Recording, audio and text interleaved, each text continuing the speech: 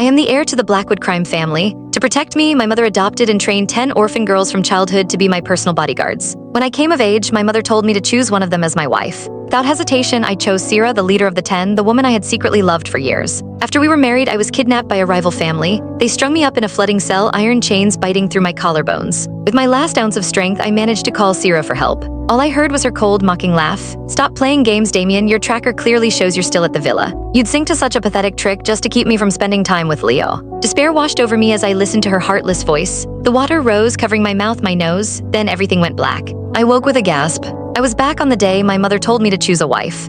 What? Staring at the 10 photographs spread before me, I knew I had been reborn. This time, my finger didn't hesitate. It landed on the very last photo, the one that was always overlooked. Phoebe.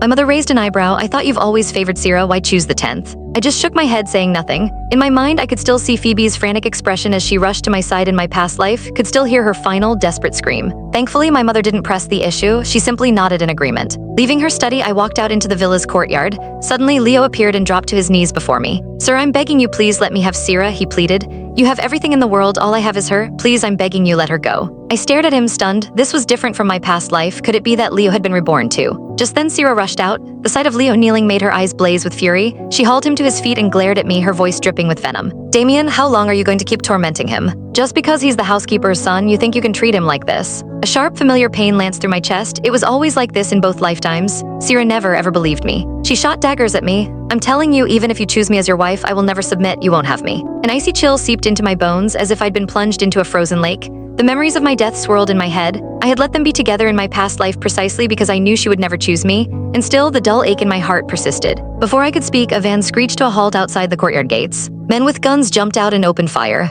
Sierra's training kicked in instantly. She moved like lightning, sprinting toward me. But then Leo let out a pained groan and collapsed, a crimson stain spreading across his pant leg. Flicker of conflict crossed Sierra's face, but it was gone in an instant.